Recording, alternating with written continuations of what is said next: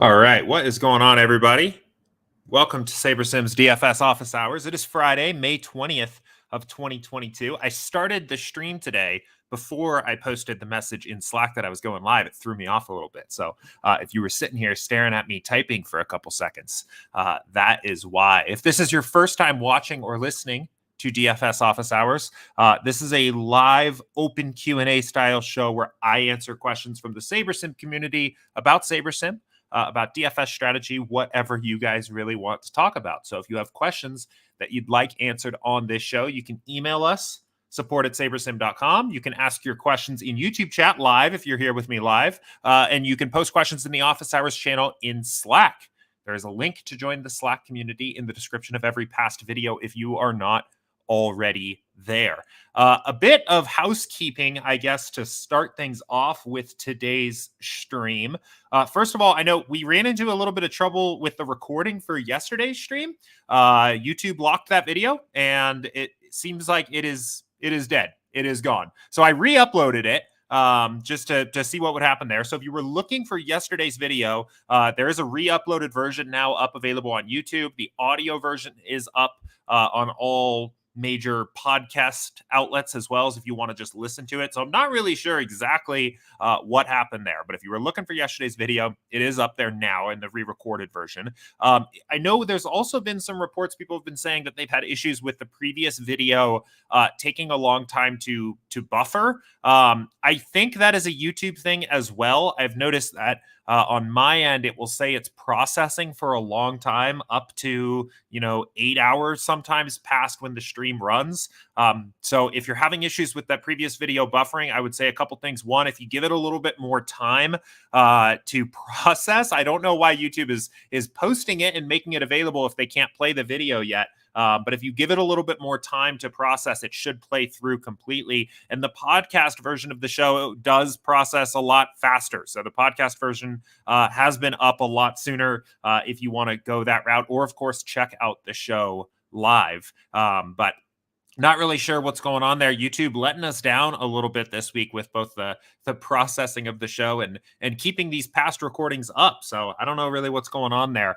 One other thing I wanted to note here before we dive in, and I think there's already some questions in our queue here for today, but there was a big update that went out yesterday. Pretty decent facelift overall to the app, a lot of overall cleanup, some new features, a better quick swap, the ability to fill your entries from the build screen, and also the ability to send exposures and projections from a build back to the home screen. So we'll talk a little bit about that today. If you sign into the app, you will now, at least the first time you sign in, since this update went live, you'll see a video that I recorded walking through everything. So if you want to see that video, you'll get access to it if you sign into the app. You can also see it on our YouTube channel here. Scroll down a little bit on our channel under the Mastering SaberSim's Tool and Optimizer playlist. This most recent 7-minute video here walks through that as well. So I think all the updates overall pretty intuitive. It should make things easier to use, not harder to use. But if you want a little direction there, go check out those videos. But we've got some questions already in our queue here for today. So I mentioned a couple questions about some of those new features, about NBA Showdown strategy. I saw a question about percentiles as well. So we'll start to just dig in here in just a moment. But as always, if you have questions for me today, fire away now. Get them in the queue, and we will answer questions in about the order that they come in. So let's go ahead. I want to start here, and we're gonna start with a question from Alvin. I think this is a fun one to get us started with here.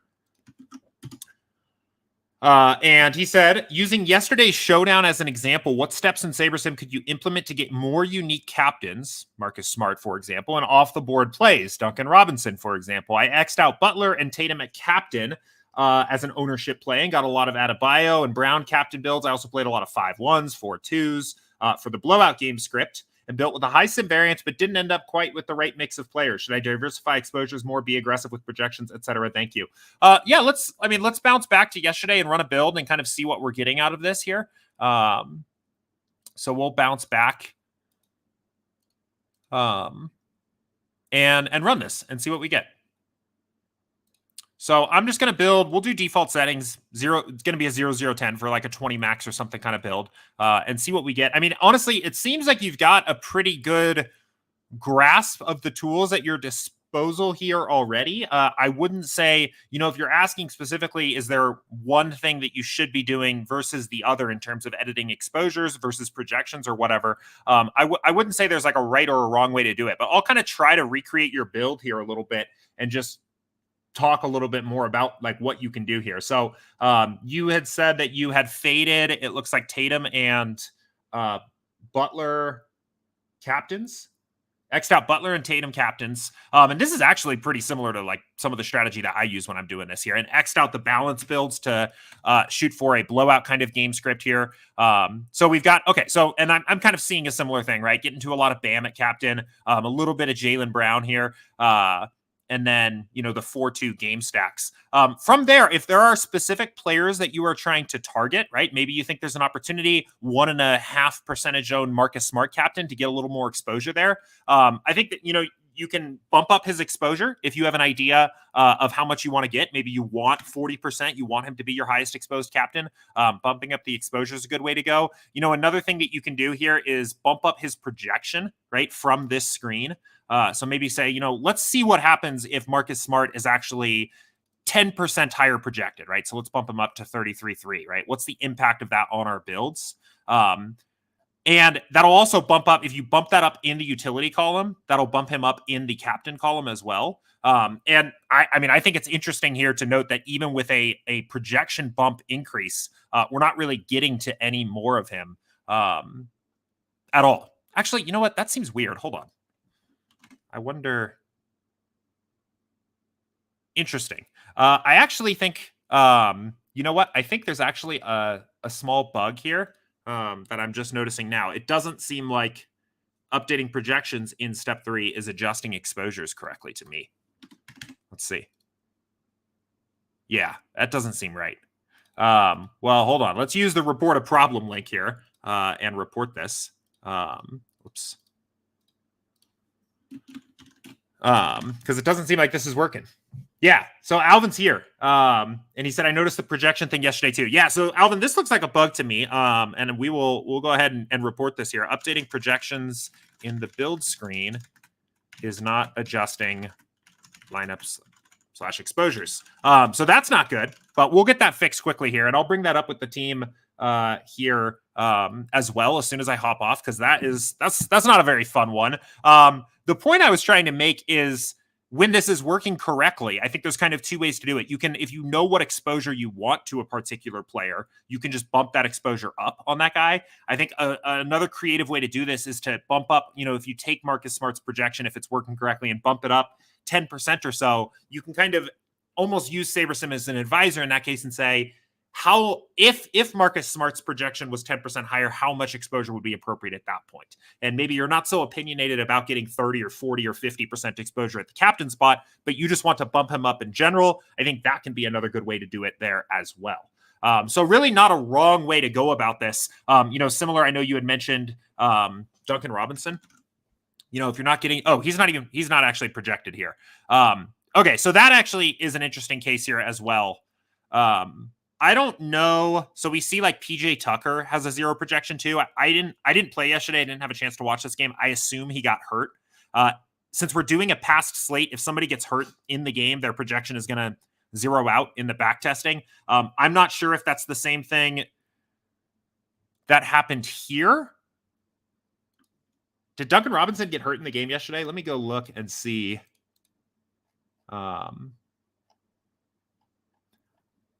Okay, so this is an interesting situation. So it looks like Robinson didn't get hurt. It looks like we just had him unprojected to play. That's what it appears to be for me in this case here. We just didn't have him in the rotation, and then he got minutes and clearly had a pretty good game. If you have a read on a player that is going to get minutes that we're not projecting any minutes for, you will have to set those guys for a custom projection. You will have to give them some kind of projection. And you can come in here and even give him a very light projection, which will at least allow him to show up in the sims. So if we run this again now, we should at least get some exposure to Duncan Robinson, and then we can go ahead and put him into the lineups. But for players that are truly projected for 0.0 points, you will get none of that player by default. We are assuming they are not going to see the floor at all. If they see the floor in any sims, they get they will get some kind of a projection and then will show up in your lineups. But unprojected players will not be showing up there at all. So now we should be able to go in here and at least try to get maybe 10% exposure to a guy like Duncan Robinson. And we can get a little bit of access to him. And I mean, that's a good way to get an edge. I've mentioned it here before, right? Like in the playoffs, especially early in the series.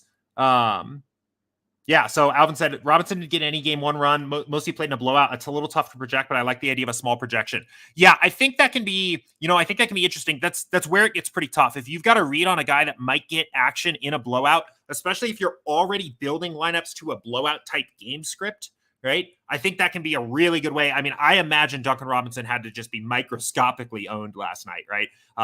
If it was believed that he wasn't going to play across most different projection models. Probably a guy that was just a very, very low owned play. So if you're targeting blowout game scripts, I don't hate the idea of looking at some of these guys that maybe can get a little blowout run and giving them a light projection. I think it gets hard to figure out, who's actually going to be the guy that gets in the game. But if you've got a read there and now, probably at least a good reason to believe that, some of the guys that played in this blowout might get a little bit of run in a second blowout if we were to get another one, right?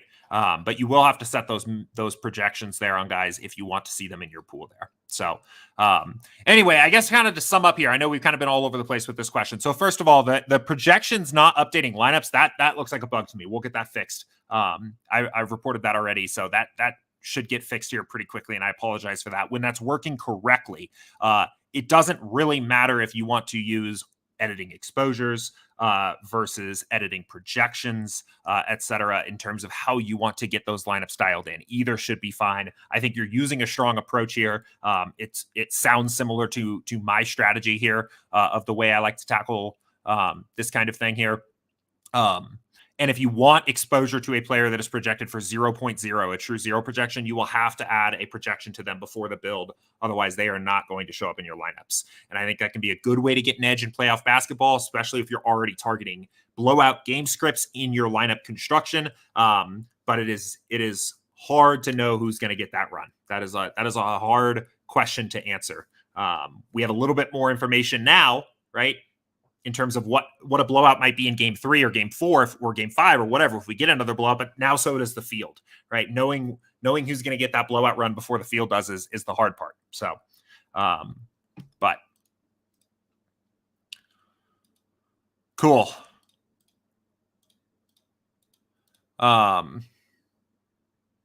Craig said, why is ownership fade set to 0 as a default for Showdown? Isn't avoiding dupes one of the most important aspects of Showdown? Yeah, I think at one point this was set a little bit higher, and maybe it got turned down here. I'm not sure. It looks like we made an update there. So I will probably have to follow up as well. I know, so ownership fade in baseball, we had turned ownership fade in baseball Showdown was pretty high, and we had turned it down to 0 there just because it was causing some issues where you were getting a lot of relievers and stuff like that. It looks like we may have also turned it down for basketball here as well. I think, especially if you're playing large field GPPs, I think it makes some sense maybe to turn this back up a little bit here.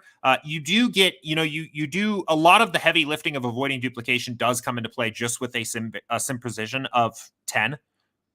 Just because you're using single game simulations, and the ranges of outcomes are so wide with single game sims that your lineup portfolio is likely already to be lower chances of being duplicated, and overall a much more diverse pool of lineups than a lot of what other traditional optimizers would build. But I don't hate the idea of turning up the ownership fade slider a little bit here, at least to try to protect against the duplication a bit there as well. I do think the most powerful adjustments you can make to avoid duplication when you're playing Showdown often come on the individual build. I think, you get a lot more out of creating a unique lineup, thinking about the construction of that lineup, and I think in particular the captain player, as opposed to kind of a blanket ownership fade type adjustment, right? There could be lineups that, just purely from an ownership number standpoint alone, appear to be unduplicated, but because of the construction of that lineup and the salary used and maybe the captain used, that actually that lineup has a decent overall chance to be duplicated. So I think I prefer to, well, I don't even want to say to prefer. I think you can make powerful adjustments to avoid duplication by looking at your roster construction and looking at your captain usage on the build screen. But I do still think that, especially for the large field stuff, it may make sense to have this ownership fade slider at least non-zero. And I will follow up to see if that was an intentional change that we made there, or why ownership fade has since become zero for all showdowns, because it looks like it has. So that's a good question as well. But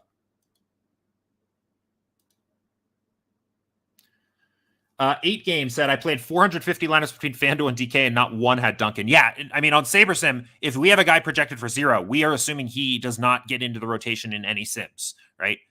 So that you are going to get 0 if that happens. And figuring out, most of the time that's not going to pay off, right? Like, frankly, if you're taking shots on like Yurt 7 and Duncan Robinson and all these guys to get in the game in the event of a significant blowout, most of the time that's not going to pay off for you.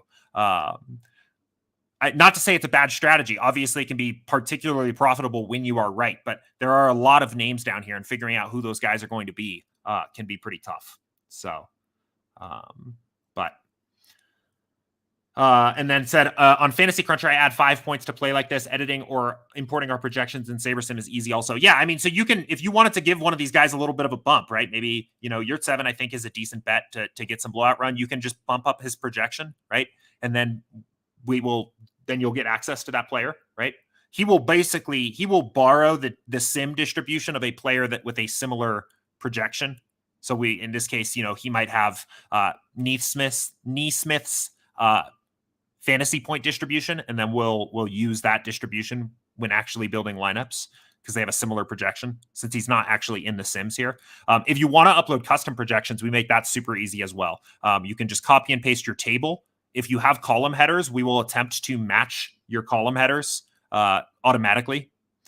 You can also upload a CSV instead, but uploading custom projections is super easy here. So, and then he said, would I be able to use full options during a free trial if I signed up, or is it limited until after the trial ends? If you sign up for the DFS Advanced plan, you will have full access to the app. We have 2 plans. We have what's called a starter plan, where you are restricted to only building 20 lineups at a time, and you can't upload or download custom projections. But if you sign up for the DFS Advanced plan trial, you'll get full access to it over the course of that 7 days. So, and that includes the ability to build up to 1,500 lineups at once, and uploading and downloading custom projections. So,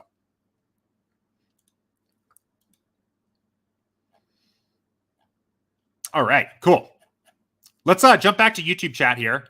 There were a couple other questions that came in Slack here. Okay. So Edward had asked a question about our the update we pushed yesterday here. And he said, watch the new YouTube video. It's very informative. Thank you. Could you go over in more detail, or maybe just slower, the way to keep your exposures and settings from step 3 back to step 1? I also usually play 20 maxes in the single entry and 3 max, the ones you recommend. I use different exposures and settings for each. Is there a way to save both?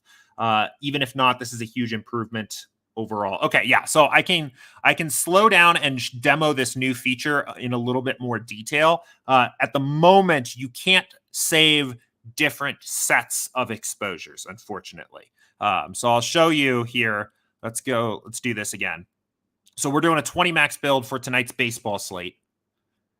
And we'll talk a little bit about this new feature here as soon as this builds. But while this is building, a couple questions I see coming in here. So 8 Games said, if I set it up for the full plan, how easy is it to cancel if I don't like it or wasn't comfortable with it? It's very easy. If you go into settings, actually, let's see, was this? I think I can just go back to the build. So if you go settings and then cancel account, it will cancel. As long as you do that before the 7-day trial is up, we will not charge your card.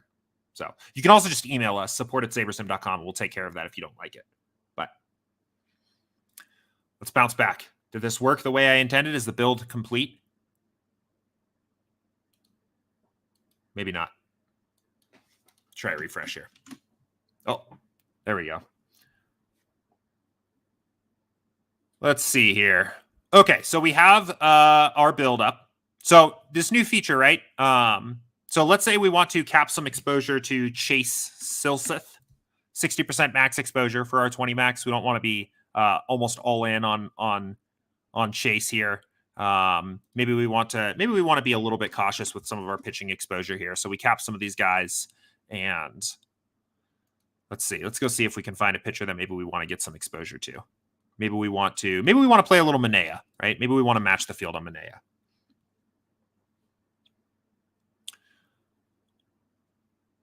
All right, cool. So we've got these exposures now. So this new button right here, right, now will allow you to send the projections, the custom exposures, or both back to the home screen.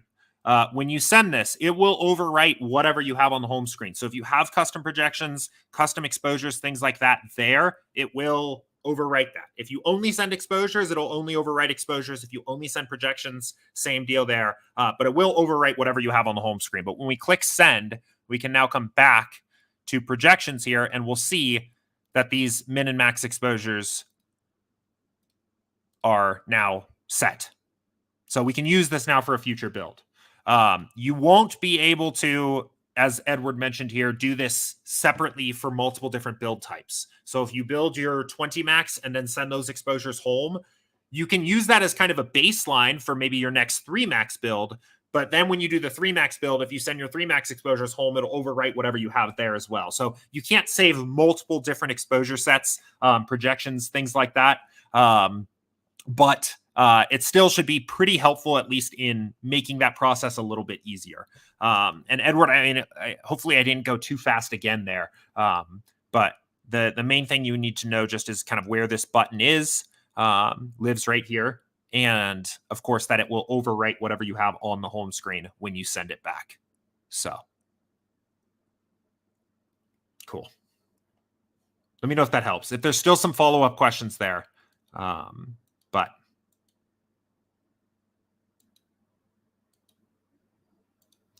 okay, a few follow-up questions here as well.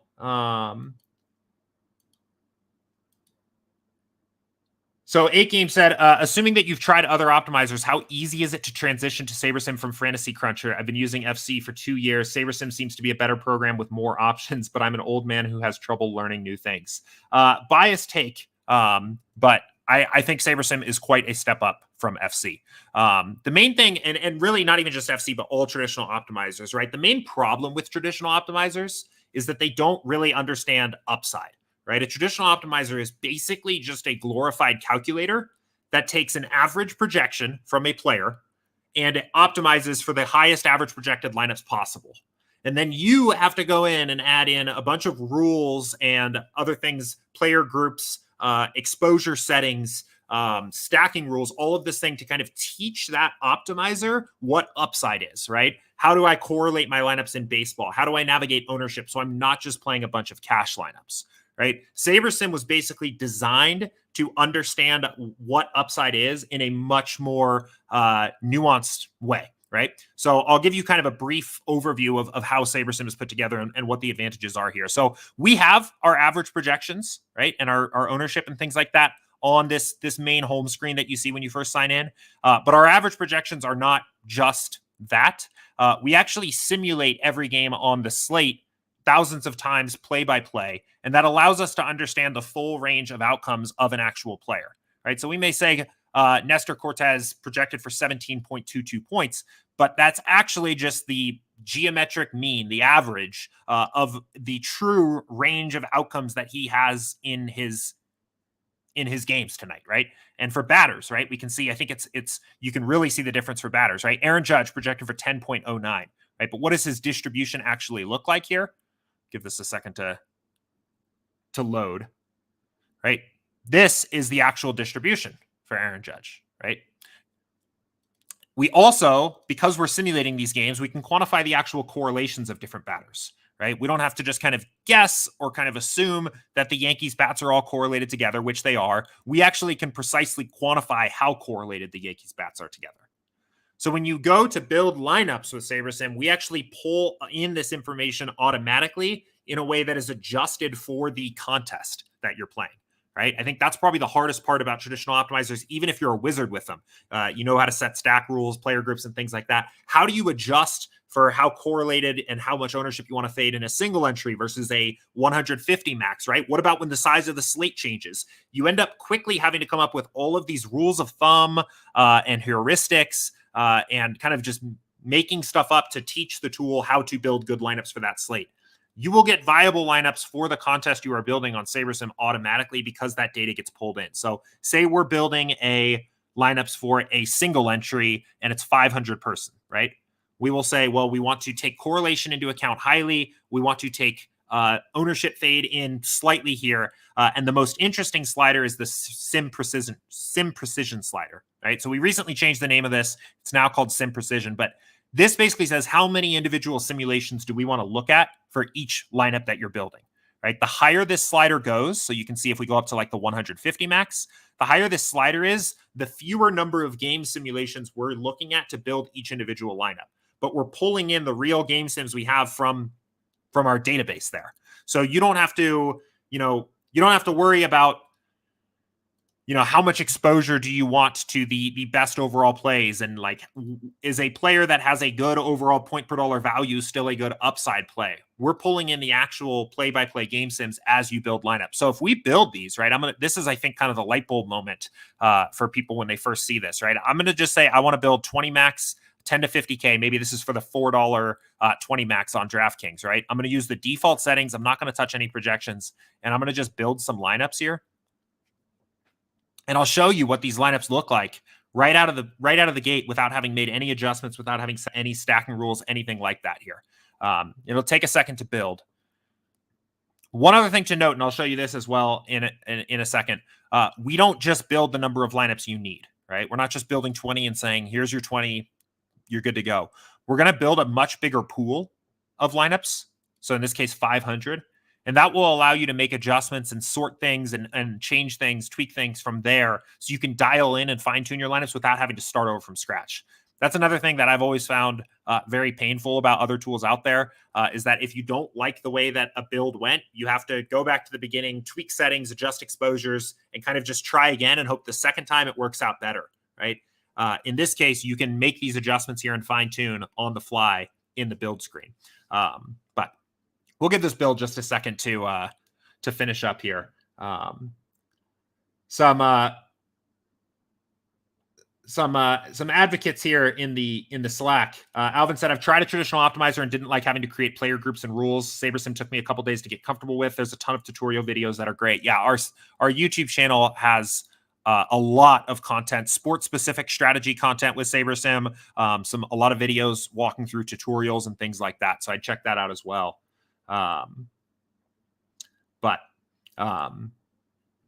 We'll read a few more of these in a second. So let's look at these lineups, right? So first of all, things that jumps right off the board. We're not getting massive exposure to any one player, right? Like you would get a ton of exposure to whoever the highest point per dollar guy was with a traditional tool, right? So we're getting pretty balanced exposures for 20 lineups. We're not just blindly eating all the chalk, right? We're adjusting automatically for ownership. We're actually taking kind of an underweight stand on Eric Lauer here on tonight's slate, on Javier.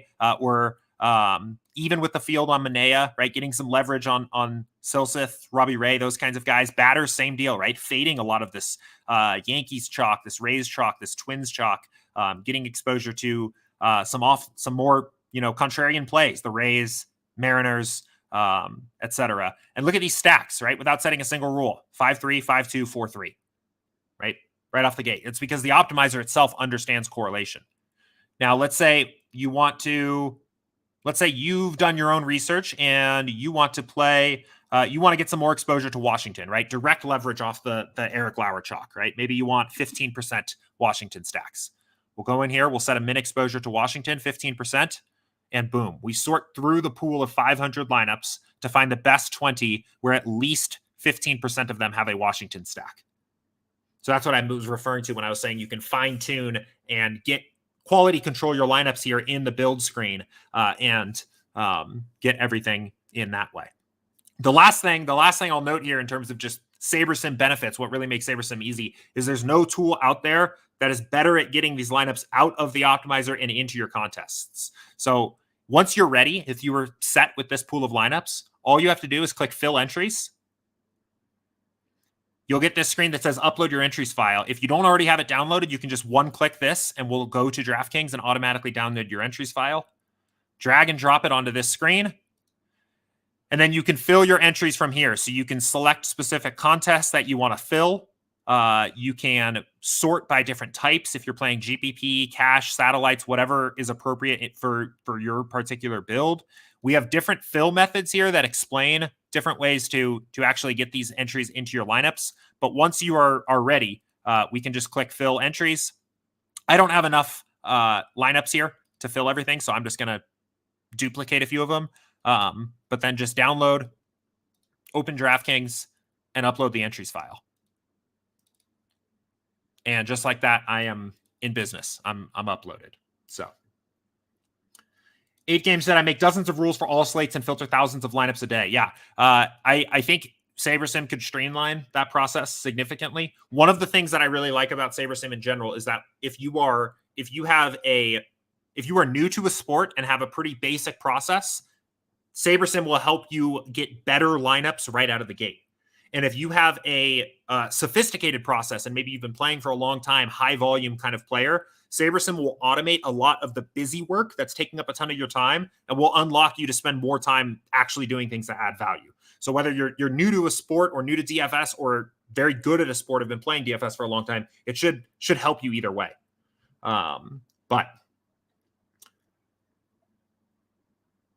cool. And I'm happy to show, I mean, I feel like that was barely scratching the surface. I do this stream every Monday through Friday at 2 p.m. Eastern and talk about different features and different ways you can use the tool pretty much every single day. That was like, I think maybe the very quick elevator pitch, I guess, of what differentiates SaberSim. But I really do think it's a big improvement over a lot of what else is out there. So, but Matt makes a good point as well. He says, I've also found at times that less can be more with SaberSim. Sometimes traditional optimizer think gets in the way. Yeah, absolutely. There are a lot of tools, if you want to set stacking rules and player groups, especially as you're just getting familiar, you can still do that here. But I would pretty much always recommend with your first builds with SaberSim, just don't touch anything and just build lineups and just look at what those lineups look like. And then figure out based on what you were getting by default, what you need to change, right? Maybe you want to set a stacking rule because on a particular slate, you're not getting the stacks you want as much, or maybe you want to tweak some exposures or projections in step one to target particular teams you're not getting a lot of. But if you are used to spending hours setting up all the player groups that you've had to do on other optimizers, it is unlikely that you'll have to spend even, I would say, a quarter of that time doing the same thing on SaberSim. So, but cool. Let me get caught up here. Let me read a few of these comments. There's a lot going on here. So Craig said tough scene for Scotty Scheffler finishing at +6 after day 2. Yeah, I think I am like perfectly even with the field with Scotty. I originally earlier this week, I thought I was going to be well under on Cantlay, and I wish I was. That is the guy that is killing my lineups right now. I'm not massively over the field, but he's also pretty chalky. I think I am watching like 35% of my lineups die with Cantlay. I do have a ton of Rory though, so we'll see how that all shakes out, and a lot of JT as well. But awesome, cool.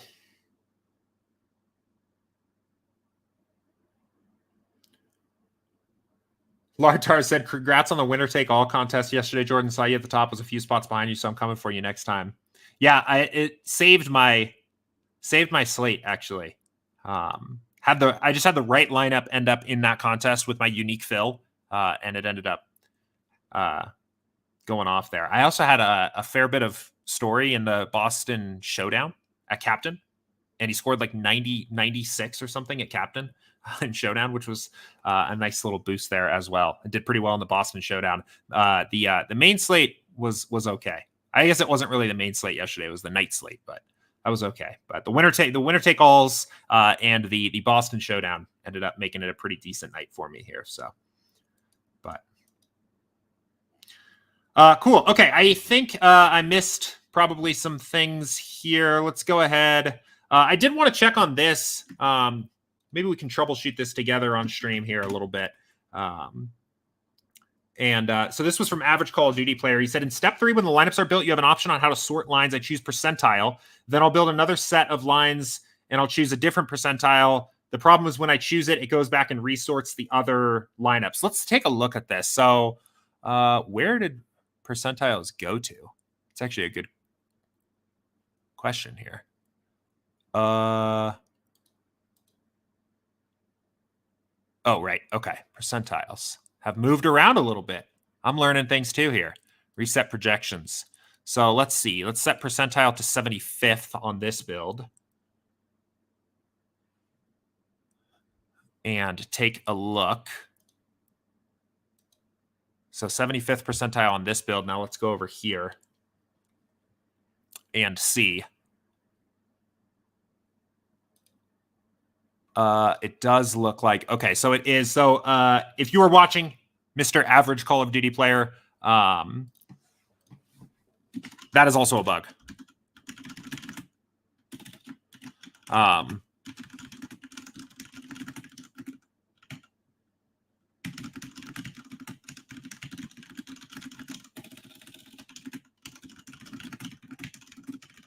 So we'll get that fixed as well. Apologize for that. So a little bit of bug catching on stream today, but that's okay. We'll get those worked out. So let's see if I missed any other questions. Anybody else have any other questions here for today's stream? I will do a little bit of a catch up as well through YouTube chat because there's a lot going on in there and make sure I didn't miss anything. This is from Christian in Slack, and he said, in your experience, do you try to avoid capping the overall stack exposure of a certain MLB team in step 3 if wanting less exposure overall? For example, if you run a 20 max build and get 60% plus of a team as your most exposed team on default build settings, do you think there's an advantage to bumping up the exposure of other teams you would want exposure to and letting the builder do its thing? Or does it come down to preference when adjusting the exposures in step 3? It is mostly a personal preference, mostly. So the biggest thing that is actually going to dictate how exposed you are to a particular stack or player or team or whatever is the sim precision slider, right? Because this is the biggest factor in determining how much exposure you're getting. So when you get to your build screen here, let me readjust things back to normal. So when we get to our build screen, okay, you are going to get exposures to players that are, like, on average, a good approach to what an appropriate amount of exposure makes sense for that particular contest size and slate, right? But it is not necessarily going to be perfect for everybody. Some people might look at this and think 50% exposure in 20 lineups to one hitter is far too much. Or in the case of stacks, right? Having 50% Tampa Bay stacks is too much risk for me for this particular lineup portfolio. Others might want 100% exposure to their favorite stack in their 20 lineups. There's not really necessarily a right or a wrong answer. It's really a question of your own personal risk tolerance, how much exposure you want. I would say for 20 max kinds of contests. So first of all, a lot of times when I'm doing kind of my risk management here, I will often handle this more from the individual batters than stacks. That's not really always necessarily true, but I would say in general, a lot of times I start there. And I'm generally okay with exposures that look like something like this. A lot of times for 20 lineups, I probably don't want more than 40 or 50% exposure to any one hitter. So I might walk this back a little bit and kind of cool off some of this Tampa Bay exposure. Wow, that really bumped up Dodgers all of a sudden. I don't want a ton of Dodgers either. So I might bring bring this down. And so I guess that was a good example. If I was getting 75% exposure to different hitters here, I would probably walk that back just because I like to play a pretty diversified portfolio of lineups. The most common outcomes for almost any hitter are almost always 0 or less than 5 points. So a lot of times I want to be pretty diversified on my hitting pool, but it is primarily a risk tolerance question for your particular risk tolerance. The last note I'll make on that is a lot of times you will see that, SaberSim will kind of parse if it's a better pitching slate or a better hitting slate.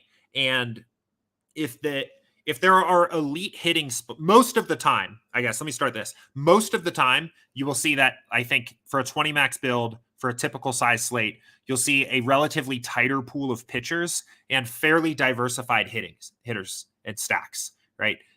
Pitchers, I think, have a little bit of a more narrow range of outcomes. They're a little bit more reliable to score around their average projection. We can just see that looking at the actual distributions of these guys. Still pretty wide range of outcomes, but definitely more likely to score around their average than a hitter is. So I think in general, you will see this kind of trend. If there is a particularly bad pitching slate, sometimes you can see a situation where SaberSim by default will prefer to play a very concentrated pool of hitters and like maybe stack up 2 or 3 teams aggressively and then really spread out on pitchers. So sometimes on a slate to slate basis, I might prefer to be heavily exposed to 1 or 2 or 3 stacks and spread out on pitchers. But in general, this resembles how I typically set up my exposures for like a 20 max. I would play, I might have a relatively tighter pool of pitchers and a pool of hitters where I'm capped at 40 or 50% exposure to any one hitter. As I go up in total number of unique lineups, if I'm playing 150, a lot of times my max exposure to a hitter in that case gets down to closer to like 30% because I'm just dealing, with a lot more lineups in play. I don't need 40 or 50% of 150 lineups to have Mookie Betts in it, for example. As I bring my number of unique lineups down, if I'm only playing 10 or 5 or 3 lineups, I'm far more willing to have a lot more exposure to one hitter, right? 60%, 100% exposure to a hitter is still only 5 unique lineups at that point. So if I'm only playing 5 lineups, I might be willing to have more exposure to those guys. But it is mostly about personal risk tolerance as opposed to strategy. So let me know if that helps. Let me know if that was kind of clear. I guess I should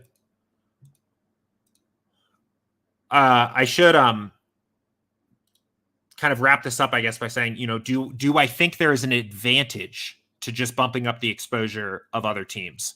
When I'm saying it's mostly a question of risk tolerance, what I'm really meaning is that you are probably not increasing your expected value of your lineups by adjusting those kinds of things, right? You are smoothing out your curve, basically your bankroll curve over time by playing a more spread out pool, a more diverse pool.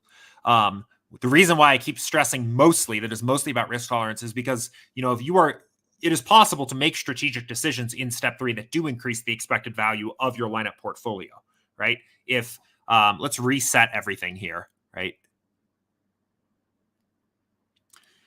So by default, we're getting a lot of Dodger stacks, which appear to be pretty low owned against the Phillies, which is somewhat surprising to me, but I don't know, big slate. Maybe that is what is going to happen, but maybe that's actually the perfect example. Perhaps that you actually think that the Dodgers are going to come in higher owned than projected, right? SaberSim kind of thinks, looking at these ownerships, one of the best plays on the slate is the Dodgers. But maybe, you think that these guys are going to be 15% owned and it's actually going to be a pretty popular stack, right? You could bring down your exposure to Dodger stacks by 20%. And if you are right in that analysis and they end up being one of the higher owned stacks, that is likely something that actually increased the expected value of your lineup portfolio, because that was a strategic decision based on your research of the slate, something that the model was missing. That's a team that is actually going to be chalkier than expected, right? So that's kind of the difference there, where that's not so much about a risk tolerance thing. You're not saying, I don't want 75% exposure to any one stack. You're saying, I don't want this much exposure to this stack because I don't think it's the right way to play the slate. I think in general, most of the adjustments you make in the build screen are more about risk tolerance, but you can find opportunities like that here on a slate to slate basis to make more strategic decisions.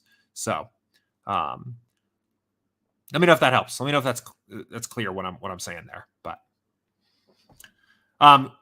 Craig said, will you guys implement any if-then type settings? For example, I have Jimmy Butler in a lineup. I want to make sure that I have either Tatum or Brown as well. If Jimmy isn't in the lineup, then the rule doesn't matter.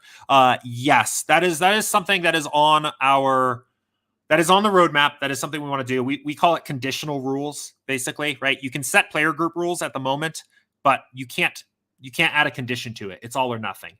So the idea of a conditional rule where if this player is in the lineup, then apply this rule, that is something we want to add in the future. I don't have a timeline for that. Now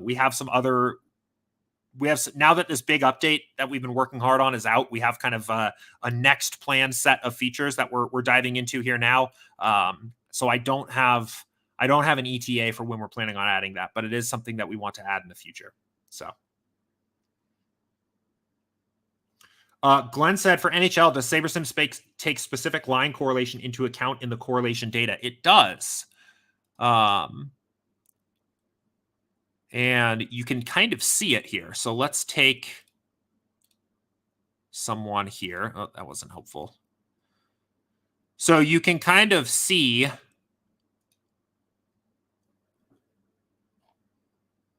So you can see these kind of splits with the correlations here. Let me pull this down so you guys can actually see this and make this a little bit bigger. Oh, that's not what I wanted to do. Hold on. I want to make this screen bigger. So, okay, so you can see these correlations. So you'll see this generally with skaters, right? Is the biggest correlations will be with the other skaters on the same line, right? So, the same even strength or the same power play line. So we look at a guy like Gaudreau, right?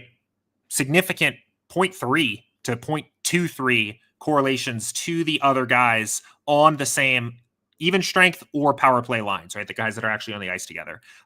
There are other minor correlations to the other guys on the same team for kind of, random time on ice in a small set of sims where they happen to be on the ice at the same time together.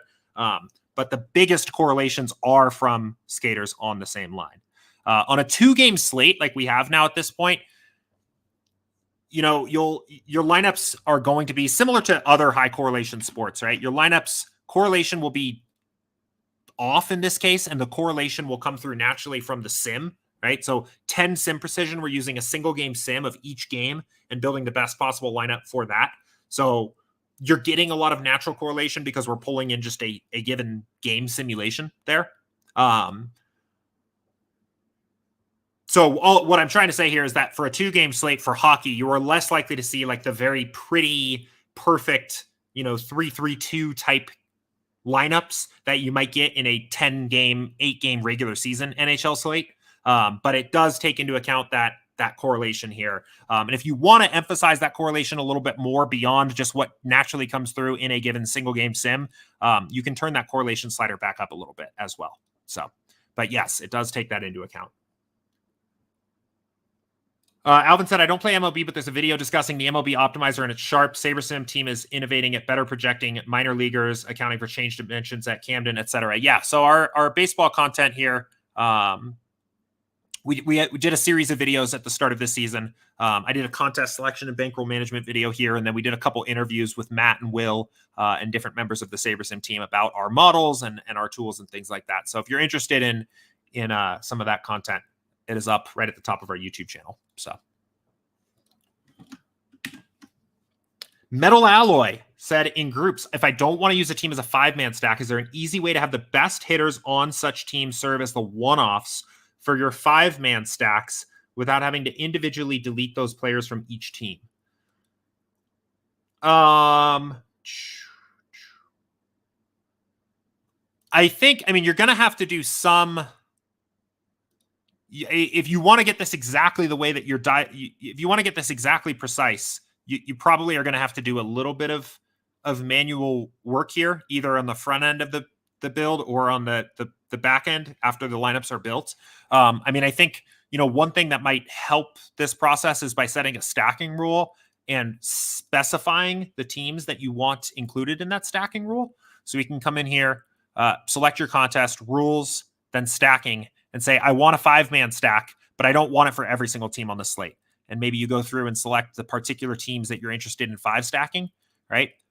And maybe you haven't included the Yankees in here, right? Well, now when it comes time to build the lineups, right? Instead of it'll build 5 stacks and maybe you have a 5 stacks, I don't know, Padres stack or something like that. And in that particular sim, the Yankees also did well, but because of this rule, it uses Judge and Stanton as a 2 stack, or it uses a one-off Judge play or something like that in that lineup. So the setting a stacking rule here will kind of help get you a little bit further there. If you want to be very specific, right? And if you want to say, there are actually only, maybe God, man, you can almost use any Yankees bat as a one-off, but maybe you really want to be specific and you say, the only Yankees bats that I want are Judge and Stanton. I mean, it will require you to come in here and, curate a player pool a little bit more if you want to make absolutely certain you don't get any exposure to those guys. So, I would say I think the easiest thing to do here is if you have some idea of these are the teams I want to 5 stack and these are the players I want to one off. I think probably what I would do is remove the players from your pool that you don't want as one-offs and then set a 5 stack rule in the stack settings specifying that you want at least 5 players from the same team and what teams that rule applies to. That should get you very nearly exactly what you're looking for. With maybe a little bit of fine tuning there on the build screen as well to just dial that in. But Metal Alloy said, yes, that's exactly what I was looking for. Thanks. I think I have to do that in stage 1. Yeah. So good rule of thumb, right? Like what should you do up in front of the build? What should you do after the build? If you know exactly how you want to handle a situation, if you have an expectation of, I want my lineups to look like this, you are generally better served giving us that information up front. The build screen and the exposure setting and things like that are best used for fine tuning and dialing in and kind of doing some quality control. You will get a better and a more flexible pool of lineups in the post-build process, the more that you can give us up front. So that doesn't mean, you can't start with a build where you leave everything wide open, right? Start with a build, don't make any adjustments, see what things are looking like, and from there determine what extra work you need to do to get things dialed in. That's fine. But I think if you have, I only want to stack these 6 teams and I want my one-off pool of players to be this, let us know that up ahead of time and you'll get a better build in the build screen. So Tracy said, would the team ever write articles from the research build they use? We've talked about this here. We have that is a pretty crowded space. I know there are dozens of like live before lock kind of shows and slate preview articles and things like that out there. I think at the moment our content is really, positioned to kind of be a little bit unique and different.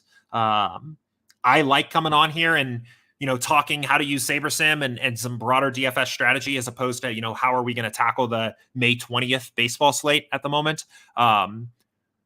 But with that said, it's something we've talked about incorporating into our content mix in a way that is a little bit more uniquely SaberSim still. Yes and no, I guess. It's not something that is like immediately slated that we're going to start doing, next week or anything like that. But we've kicked the idea around before of a way to, do a uniquely SaberSim, but also more slate focused kind of content, whether that's articles or a stream or a video or something like that. So, but if that's something that would be interesting to people, let me know in here or in Slack or on Twitter or whatever. If people, let me know if you'd be interested in that kind of thing. Like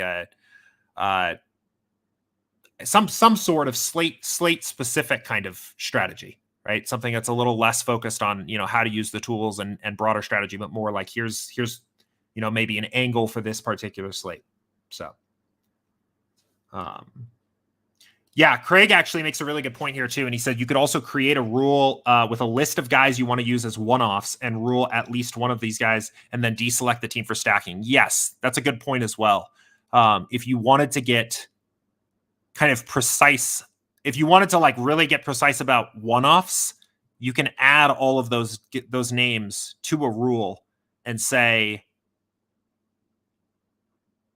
you could, you'd have to get pretty granular and do it on individual teams, but you could add, like, if you had 5 Yankees guys that you were willing to use, but only as one-offs, you could add them here as a player group and say, wait, can I do this?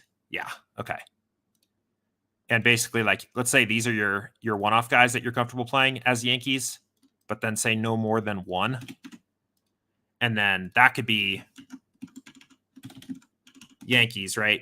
And then you can add another group here, and maybe you have the same thing for Dodgers. So you're not stacking the Dodgers.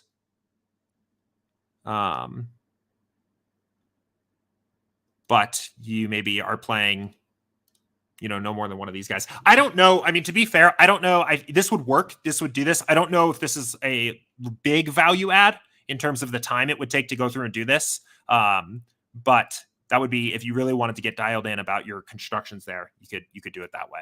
So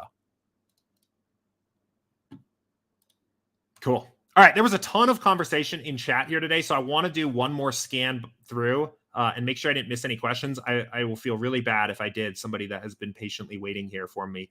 Matt said, hope have your snow shovel ready. Stay safe out there. Yeah. We are getting like 4 to 6 inches of snow here overnight and tomorrow in the Denver area. So I know the Rockies game already got canceled. Does simplify things. It's always nice to have a Coors game get X'd out of the slate. Not that I don't like Coors slates, but I think it's just always a weird wrench thrown into things when you got Coors on the slate. Let's see. Don't think it's looking like I didn't miss any questions here, which is good. So it's been a fun stream here today, but Neil said, Awesome Ho and Roto Grinders do it already. They have too much of a focus on individual players for my taste. I think I've listened to too much Blenderhead. Yeah, I like their stuff. I mean, I listen to all kinds of different content. I'm definitely not talking down on anything else out there. And I listen to some of those shows. I think it can be nice to have on in the background when you're building your lineups and getting ready.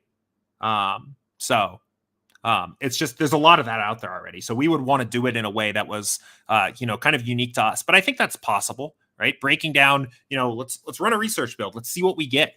What's an angle here for, a smaller field single entry, right? What's maybe a strategy you could take for a 20 max, 150 max? What's a strategy you could take if you're playing like satellites and qualifiers or something like that, right? Just kind of, a way of analyzing these things. I've kicked that idea around a little bit here.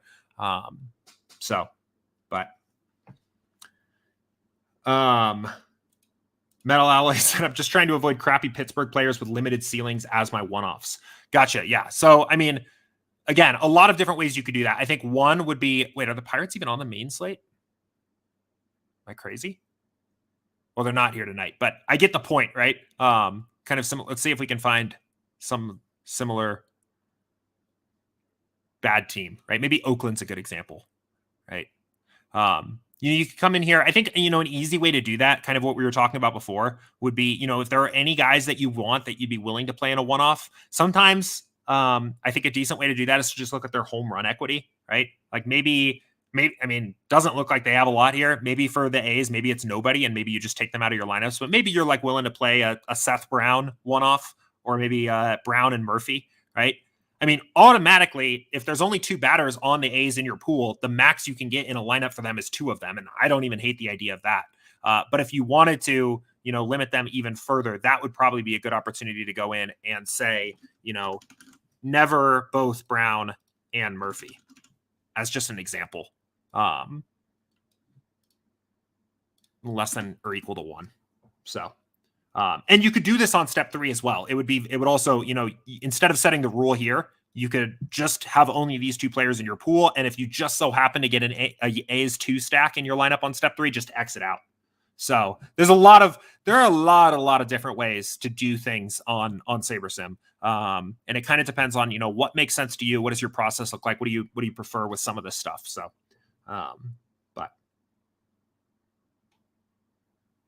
HC said, how many Coors Lights will you consume on this snowy weekend, Jordan? we were supposed to have a backyard barbecue that we were going to tomorrow afternoon that I think is now going to be like an indoors kind of thing. But should get down a couple Coors Lights at that. So But it's kind of fun. I mean, it's green here. It's starting to look like summer, and we're gonna get snow. It'll be kind of a weird vibe out there. So, but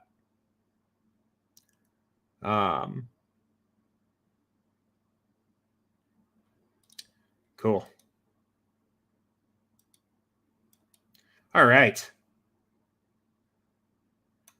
Well, I think that is about it. I appreciate everybody that tuned in and hung out with me here on today's stream. This was a fun one. This was a good one. We had a big crew here. A lot of discussion in chat. Got an opportunity to talk a lot about what is unique about SaberSim, how to do different unique things for different folks' processes here. It is Friday, so our next stream will be on Monday next week, 2 p.m. Eastern. If you were watching this and you aren't already signed up with SaberSim, I know we had a couple new folks in the stream here today. I had mentioned it earlier, but free, completely no strings attached trial at our site, SaberSim.com. So you won't get charged if you don't like it. I hope you like it. I hope you sign up for a trial and then come join me at office hours on Monday after using it for the whole weekend and ask me some more questions to get more familiarized. But it's a true free 7 days with full access to all of the features. So come check us out. I mentioned I will be right back here again on Monday next week, 2 p.m. Eastern. So good luck tonight. Good luck with any DFS stuff you got going on this weekend. Enjoy your weekends, and I will see you all next week. Until then, take care. See ya.